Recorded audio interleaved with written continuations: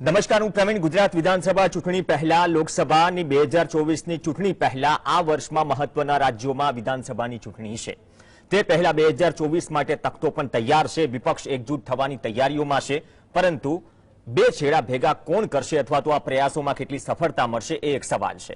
બીજી તરફ બે દંગલ દેશમાં ચાલી રહ્યા છે. રાજધાની દિલ્હીમાં ખુદ કુસ્તીબાજો દંગલ લડી રહ્યા છે આક્ષેપોને લઈને બ્રિજભૂષણ શરણ સિંહ સામે. બીજી તરફ કર્ણાટકમાં વિધાનસભા ચૂંટણીમાં જ્યારથી પીએમ મોદીએ પ્રચારની કમાન સંભાળી છે, આમ તો દરેક ચૂંટણીમાં મુખ્ય મુદ્દાઓ સાઇડલાઇન હોય છે અને એવા મુદ્દાઓ ચર્ચાય છે કે માહોલ એટલો ગરમાગરમી વાળો હોય છે.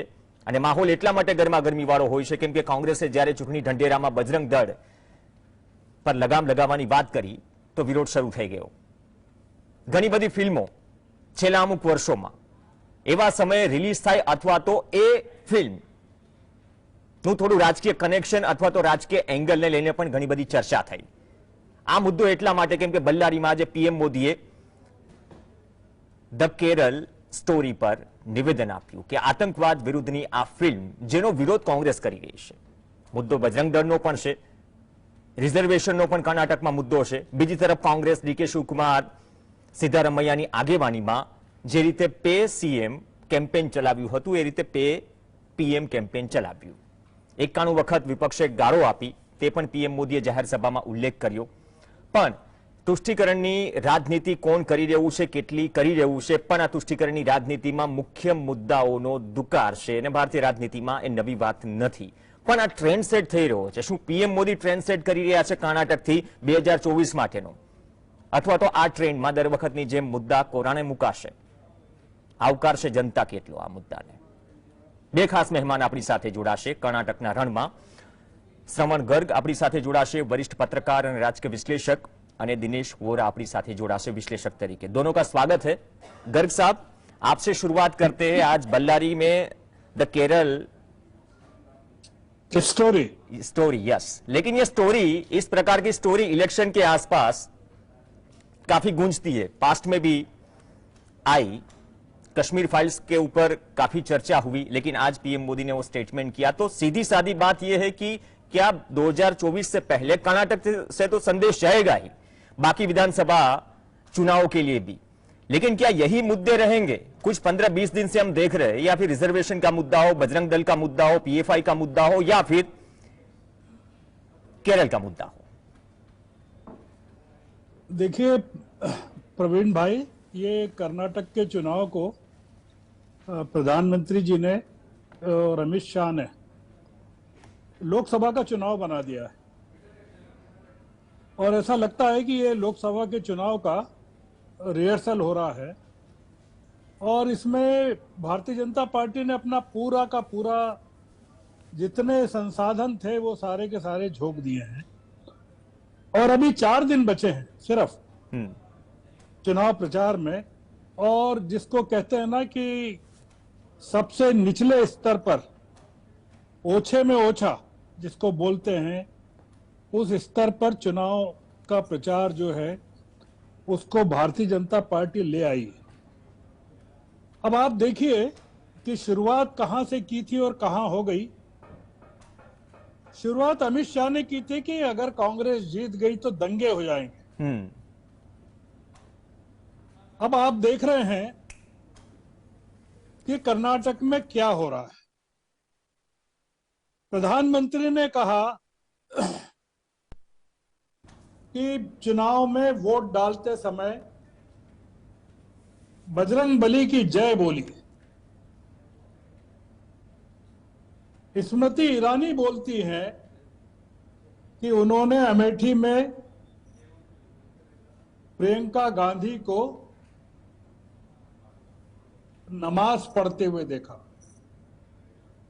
और जब प्रियंका गांधी ने इस तरह का कहा तो उसकी क्या प्रतिक्रिया हुई आप देखिए. और प्रधानमंत्री ने कहा कि वोट डालते समय बजरंग बली की जय बोलिए, तो क्या प्रतिक्रिया हुई ओवैसी की. ओवैसी ने कहा कि अगर मुसलमान लोग अल्लाह अकबर बोलेंगे तो उसका क्या नतीजा होगा पूरे के पूरे देश में. प्रियंका गांधी, ये पीएम ने जो है केरल स्टोरी की बात कही है। आप केरल स्टोरी के रिव्यूज पढ़िए, एकदम बोगस स्टोरी बताई गई है रिव्यूज में, और जिस तरह के फैक्ट्स बताए गए हैं पूरे के पूरे गलत हैं कि 30,000 से ज्यादा लड़कियां आईसीस में गई हैं। ये पूरा का पूरा प्रधानमंत्री ने द कश्मीर फाइल्स को भी इसी तरह से उठाया था। कोई प्रधानमंत्री फिल्मों के बारे में बात करे, आप सोचिए कि आडवाणी जी फिल्मों के बारे में बात करें तो समझ में आता है, क्योंकि वो फिल्में देखते हैं और फिल्मों को अप्रिशिएट करते थे। नरेंद्र मोदी जी द कश्मीर फाइल्स के बारे में बात करते हैं, नरेंद्र मोदी जी द केरल स्टोरी के बारे में बात करते हैं, अमित शाह कहते हैं कि दंगे हो जाएंगे, प्रधानमंत्री कहते हैं बजरंगबली की जय बोलिए। ये जो चल रहा है कर्नाटक में प्रवीण भाई, ये बहुत ही दुर्भाग्यपूर्ण चल रहा है। लेकिन गर्ग साहब, यही चीज, ये अली बजरंगबली वाली बात यूपी में भी कही गई, तो क्या यही ट्रेंड रहेगा? मैंने इसलिए कहा कि ट्रेंड सेटर के तौर पर पीएम मोदी, आपने कहा कि 24 का ये रिहर्सल हो रहा है, तो मतलब आने वाले वक्त में यही देखेंगे। इससे नतीजा निकलता है, या फिर राजनीति को बदलाव की जरूरत है, या फिर बदलाव हो रहा है, या फिर बदली हुई राजनीति है? ये सारे शब्द ये सिर्फ कहने की खातिर है। ये प्रवीण भाई देखिए कि ये जो भारतीय जनता पार्टी या पीएम कर रहे हैं, ये अपने हथियार, आखिरी हथियार इस्तेमाल कर रहे हैं पोलराइजेशन के लिए, ध्रुवीकरण के लिए। कर्नाटक की जो खबरें आ रही है वो ये आ रही है कि भारतीय जनता पार्टी वहां हार रही है। अगर भारतीय जनता पार्टी वहां जीत जाती है,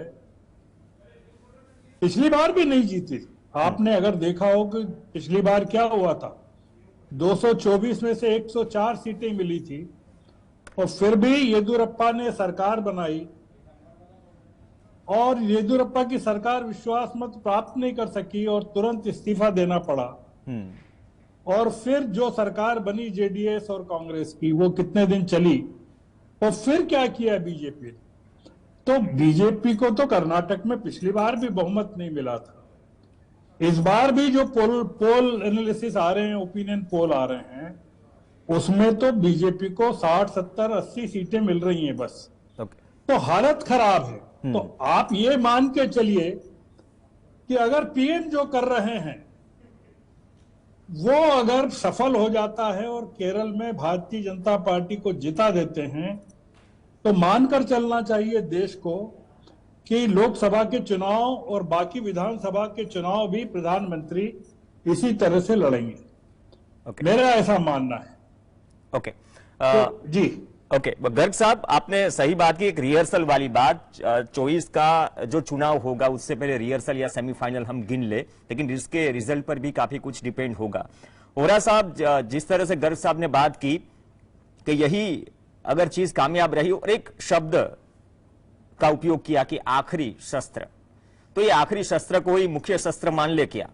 और दूसरी बात यह कि अंतिम विधानसभा चुनाव में जब जेडीएस के विधायक टूटे थे, हमने देखा था कि असेंबली में कैसे जो विधायक गुम थे, गायब थे, उसको लेके आना पड़ा पुलिस प्रोटेक्शन के साथ। तो वही डेमोक्रेसी की मतलब चीजें हम देख चुके हैं, रियलिटी देख चुके हैं। तो इस बार भी क्या वही अंदेशा है, या फिर आंकड़े, एग्जिट पोल ये सब कुछ धरा की धरा रह जाएगा? राहुल गांधी की भारत जोड़ो यात्रा के बाद कर्नाटक में क्या बदलेगा, या फिर कर्नाटक में क्या ऐसी स्थिति है जिसको देखते हुए पिछले 15-20 दिन में ये थोड़ा गरमाया हुआ है दोनों ओर से, खास करके बीजेपी की ओर से?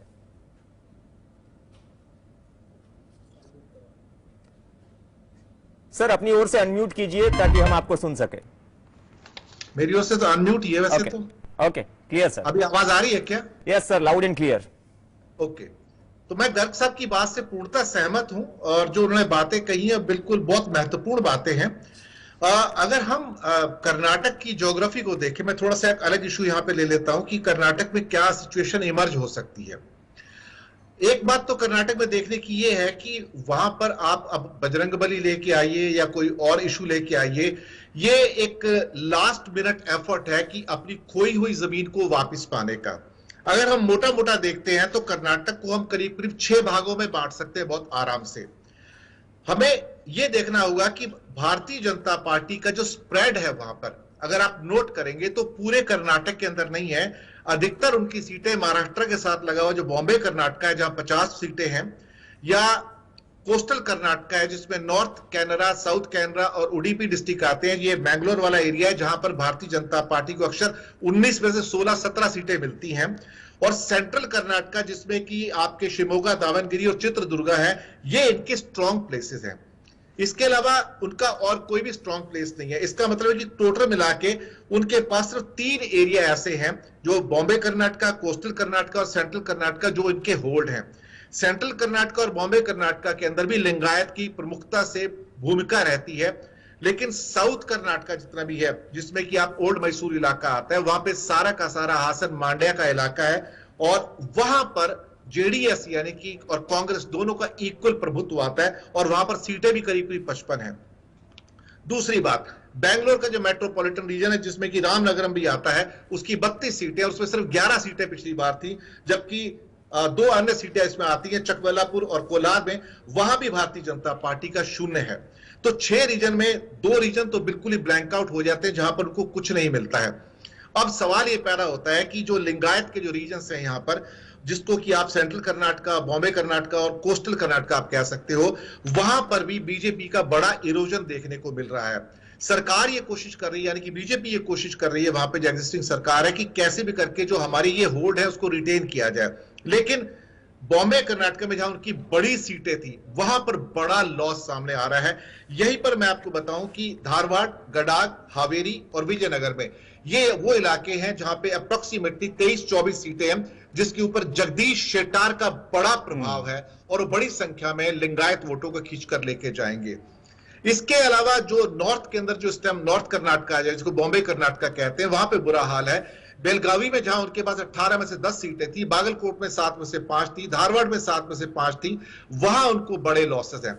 लेकिन एक कमजोर एरिया जो हैदराबाद कर्नाटक का था वहां पर उनकी जो रिकवरी है वो नहीं होगी क्योंकि वहां पे जनार्दन रेड्डी फैक्टर है। जनार्दन रेड्डी कम से कम नहीं तो 5 से 6 सीटों के ऊपर बुरा लॉस देने जा रहे हैं भारतीय जनता पार्टी को।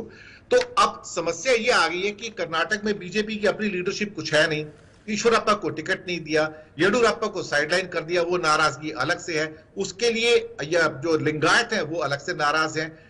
एक बात और भी वहां पर हुई कि बोम्मई साहब का अपना कोई एफिशिएंट फैक्टर नहीं है। 40% कमीशन का जो टैग है वो उनके साथ चिपका हुआ है करप्शन का। ऊपर से अभी जो मुस्लिम्स की जो 4% की वहां पर जो रिजर्वेशन थी शैक्षणिक और नौकरियों में वो भी छीन ली गई है और वो 2-2% लिंगायत और वोकालिक को दी हुई है। हमें एक बात पहचानने की जरूरत है, करीब करीब 16% लिंगायत है, 15% वोकालिंग है और 13.5% मुस्लिम वोट है। इस बार मुस्लिम का ध्रुवीकरण बहुत ज्यादा है और करीब करीब 70 से 80% मुसलमान जो है इस बार वो कांग्रेस को वोट देने जा रहे हैं। एक बात और मैं आपको बताना चाहूंगा, कई सीटों पर, विजयपुरा की एक सीट भी है जहां पर क्लियर कट देवगौड़ा साहब के द्वारा आदेश आए हैं उनकी पार्टी के द्वारा, जहां भी उनको लगता है कि कांग्रेस की स्थिति मजबूत है, जेडीएस के कैंडिडेट या तो विड्रॉ कर लेंगे या आत्मसमर्पण कर देंगे या सपोर्ट दे देंगे उनको कि हां हम कांग्रेस को सपोर्ट कर रहे हैं। ओके, वोरा साहब एक मिनट, वोरा साहब जो जेडीएस की अभी सिचुएशन है, पिछली बार जैसे गर्ग साहब ने भी कहा कि कुछ दिनों में सरकार खुद जेडीएस के जो विधायक है वो टूट गए थे, लेकिन इन सब चीजों में क्या म्यूचुअल अंडरस्टैंडिंग है या फिर वो तो है ही रहेगा कि जेडीएस किंग मेकर की भूमिका में इस बार भी रहेगा, लेकिन पर्दे के पीछे की राजनीति जो अक्सर जब सरकार गठित होती है तभी बाहर आती है कि एक्चुअली इसका परसेप्शन क्या था जो रिजल्ट में कन्वर्ट हुआ। देखिए हम लोग अक्सर पता है एक बात करते हैं, प्रवीण भाई आपने सही कहा कि वो किंग मेकर है, वो किंग मेकर नहीं होते हैं, वो किंग बनते हैं। मैं आपको बताऊं, चाहे कोई भी पार्टी हो, वो कहते हैं सीएम पोस्ट हमें दो, तो मैं उन्हें किंग मेकर नहीं कहूंगा, दरअसल वो किंग खुद बन जाते हैं दूसरों को प्रेशराइज करने के बाद। लेकिन इस बार स्थितियां अलग हैं।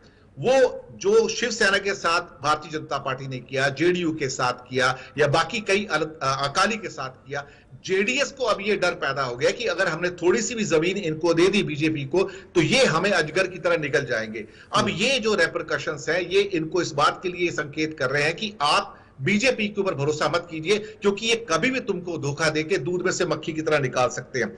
इनके जितने भी इशू हो जाएंगे, मैं आपको सच बता रहा हूं, वोकालिंगा इनके पास नहीं जा रहे हैं, मुस्लिम वोट इनके पास नहीं जा रहा है, लिंगायत के वोट छिटक कर जो है जगदीश शेट्टार, लक्ष्मण सावड़ी और कई और नेताओं के पक्ष में जा रहे हैं, जिससे बीजेपी को 20 से 25 सीटों में नुकसान हो रहा है। और कई विश्लेषक जिनकी मैंने भी प्रोग्राम्स किए हैं वो कह रहे हैं कि भारतीय जनता पार्टी के लिए 60 सीटों तक पहुंचना मुश्किल हो जाएगा। ये बात और है कि प्रधानमंत्री की तारीफ करनी पड़ेगी मोदी जी की कि वो आखिरी मिनट तक लड़ते हैं, वो लड़ रहे हैं, लेकिन आखिर में फिर वो विकास का मुद्दा, करप्शन का मुद्दा या फिर क्या कहते हैं कि बेरोजगारी और महंगाई के मुद्दे, उस पर वो बात ही नहीं करते हैं। और भारतीय जनता पार्टी की जैसे कि रीत है कि आखिर के जो 4-5 दिन होते हैं, अब तो 3 दिन प्रचार के बचे हैं, वो फिर से वो धर्म के ऊपर आ जाते हैं, वही हिजाब, वही सब कुछ पुरानी हिंदू मुस्लिम की बातें हैं, सब उसी पे लेकिन सर विक्टिम कार्ड भी है ना।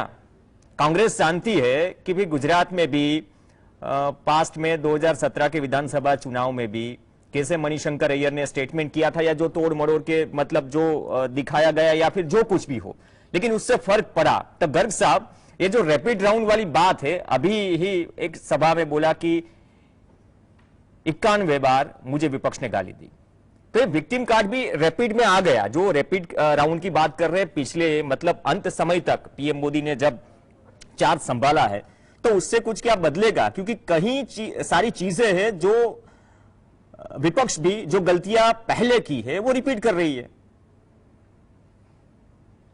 अरविंद भाई देखिए, ये गुजरात नहीं है, कर्नाटक। ओके। गुजरात में और कर्नाटक में बहुत फर्क है। और आप देखिए कि गुजरात और कर्नाटक में क्या फर्क है वो बताता हूं मैं, कि हिमाचल प्रदेश में भी प्रधानमंत्री ने यही सब चीजें की, पर हिमाचल प्रदेश में सफाया हो गया भारतीय जनता पार्टी का।